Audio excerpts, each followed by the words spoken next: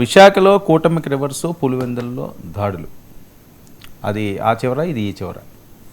అంటే ఈ స్థానిక సంస్థల ఉప ఎన్నికలు లేకపోతే ఇట్లా జడ్పీటీసీ ఉప ఎన్నిక ఒకటి పులివెందులో జరుగుతుంది.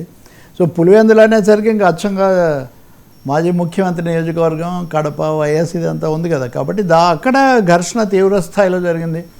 తమ ఎమ్మెల్సీ మీద దాడి చేశారు, ఆయనకు చాలా గాయాలు తగిలాయి. ఇవన్నీ వైసీపీ వాళ్ళు ఫిర్యాదులు చేశారు. నిన్నటి నుంచి అదే నడుస్తుంది. అయితే ఆ పోలీస్ ఐ థింక్ ఉన్నతాధికారి ఎస్పీ అనుకుంటా, కోయ ప్రవీణ్ అని ఆయన మాట్లాడుతూ, మేము వచ్చాం కాబట్టి ఈ మాత్రం ఇదైంది, మీరు ఏదైనా వేరే వేరే విషయాల్లో పోతే మేము ఎట్లా రక్షణ కల్పిస్తాం వ్యాపారాల కోసం, ఎన్నికలు లేదా రాజకీయాలకు సంబంధించిన ఘర్షణలు మేము వస్తాము, మేము రాకపోతే తలలు తెగిపడేవి అని ఒక మాట అన్నాడు ఆయన. అంటే ఏ స్థాయిలో అక్కడ ఘర్షణ ఉందో బహుశా ఆయన మాటలను పెట్టి కూడా అనుకోవాలి. ఎవరి తలలు తెంచేవాళ్ళు, తుంచేవాళ్ళు అనే చర్చ ఒకటైతే, ఈ లోపల జగన్ కూడా ట్వీట్ పెట్టాడు. ఇప్పుడు గవర్నర్ కూడా వీళ్ళు వెళ్ళి ఫిర్యాదు చేస్తున్నారు. అదిగో వైసీపీ నాయకులు వచ్చి మాట్లాడడం, రక్షణ మాకు కరువు అయింది, దాడులు చేస్తున్నారు ఇదంతా అని ఒక తీవ్ర ఉద్రిక్త పరిస్థితి పులివెందులు అక్కడ ఏర్పడింది. పులివెందుల్లో దెబ్బకొట్టి జడ్పీటీసీ గెలుచుకుంటే రాష్ట్రానికి ఒక రాజకీయ సంకేతం బలంగా వస్తుంది అన్నది వాళ్ళ టీడీపీ శిబిరం ఆలోచనగా ఉన్నట్టుంది. సో తీవ్ర ఉద్రిక్తత కొనసాగుతుంది అక్కడ.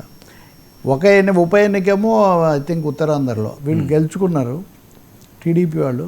కానీ కీలకమైంది విశాఖ గ్రేటర్ విశాఖ మున్సిపల్ కార్పొరేషన్లో అంతకుముందేమో అక్కడ వైసీపీకి మెజారిటీ ఉండేది, కానీ ఒక 27 మంది దాకా ఇటు మారడంతో అది అటు ఇటు జరిగి పీలా శ్రీనివాసరావు ఆయన మేయర్ అయ్యారు ఆయన. అయితే స్టాండింగ్ కౌన్సిల్ పదవులకు మటుకు జరగల 10. లెక్క ప్రకారం చూస్తే వీళ్ళకి ఓవర్ హెల్మింగ్ మెజారిటీ ఉంది. వీళ్ళకి 97 ఉంటే వాళ్ళకు 30+ ఎంతో ఉంది. కానీ ఆ 10లో ఒక సీటు వాళ్ళు తెచ్చుకోగలిగారు. సో ఇది వాళ్ళు చాలా వచ్చింది ఒక సీట్ అయినా కానీ మేము గండి పెట్టాము అనేది వీళ్ళు ఎక్కువ కనిపిస్తుంది. ఇంకొకటేమో అంతా ఇటువైపు వస్తుంది, అధికారం కూడా ఉంది, స్థానికంగా కూడా మార్చేశారన్న తర్వాత కూడా స్టాండింగ్ కౌన్సిల్లో ఒక స్థానం మేము తెచ్చుకోవడం. అంతేకాకుండా సగటున వైఎస్ఆర్ పార్టీ తరఫున పోటీ చేసిన అభ్యర్థులందరికీ ఓ 35 నుంచి 38 వరకు, అంటే వాళ్ళకు ఉన్నదానికంటే ఒక 2-3 ఓట్లు ఎక్కువ రావటం. సో దీన్ని బట్టి క్రాస్ ఓటింగ్ జరిగింది అనేది ఒకటి. రెండవది, నిన్న కూడా మనం అనుకున్నాం, అధికారం మారి ఇదంతా ఉంది, కేసులు వీటన్నిటి వల్ల సామూహికంగా మారిపోతుంది సీన్ అన్నదైతే అది జరగడం లేదు. విశాఖపట్నం లాంటి చోటే జరగలేదు అన్నది. సో లోకల్ బాడీ ఉప ఎలక్షన్స్ వీటిలో మటుకు ఇవి ఒక రాజకీయ సంకేతాలలాగా ఇవి కనిపిస్తున్నాయి.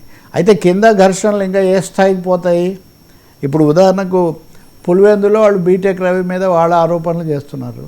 ఈ సమయంలోనే మనం తిరుపతిలో కనుక చూస్తే, తిరుపతిలో వైసీపీ వాళ్ళు ఒక వ్యక్తి మీద దౌర్జన్యం చేశారని అక్కడ పోలీసులు కేసు పెట్టిన ఘటన కూడా ఉంది. సో ఉద్రిక్తత, తీవ్ర ఉద్రిక్తత, దాడులు, ఇవి కేసులు కాదు, ఇవి ప్రత్యక్ష ఘర్షణలు, దాడులు. పోలీసులు కూడా రంగంలోకి వచ్చి వైసీపీ వాళ్ళ మీద, తిరుపతిలో అయితే వైసీపీ మీద అనుకోండి.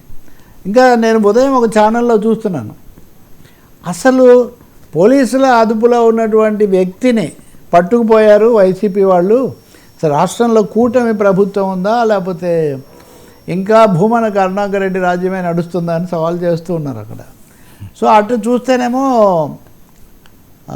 బీజేపీ నాయకుడు ఆయన భానుప్రకాష్ అక్కడక్కడ మాట్లాడుతున్నారు. ఆయన ఏమని, జగన్ మీరు దళితులంతా పరామర్శిస్తూ ఉంటారు కదా, మరి తిరుపతిలో ఇలా దౌర్జన్యం చేశారు, మీరు వచ్చి పరామర్శిస్తారా అని ఆయన సవాళ్ళు విసురుతున్నారు. సో ఏపీ రాజకీయాలు మొత్తం మీద చాలా హాట్గా ఘర్షణలు, దాడులు, పోలీసులు, కేసులు అన్నట్టుగా నడుస్తున్నాయి. ఇందులో కొంచెం స్కోర్, కొంచెం ఇది ఒక్క సీటు రావడం అన్నది కొంచెం మాకు రిలీఫ్ అన్నది వీళ్ళు ఆలోచిస్తున్నారు. పులివెందుల కనుక గెలుచుకోగలిగితే, నిలబెట్టుకుంటే అది పొలిటికల్గా మాకు వచ్చిందని మేము తిప్పికొట్టాము అని కాదు. మీరు ఇది ఎలాగో మేము గెలుస్తాం కాబట్టి ఈ దౌర్జన్యం ఇంత తీవ్ర స్థాయిలో సాగిస్తున్నారని వాళ్ళు అంటారు. రెండోది, పోలీసుల మీద ఇప్పుడు గవర్నర్కి ఫిర్యాదు చేస్తున్నారు. ఇప్పుడు ఆ పోలీస్ ఆఫీసర్ కోయ ప్రవీణ్ మాట్లాడింది, మీరు అసలు తెలుగుదేశం తరఫున ఉన్నారా అది ఇదేనా ఆయన మీద ఆరోపణలు చేస్తున్నారు. మరి వాళ్ళు మళ్ళీ పోలీస్ అసోసియేషన్ గతంలో చెప్పినట్టుగా మళ్ళీ ఏమైనా జవాబు చెప్తుందేమో తెలియదు. బట్ ఎనీవే టాప్ టెన్షన్ అయితే నడుస్తుంది, అంతవరకు ఖాయం.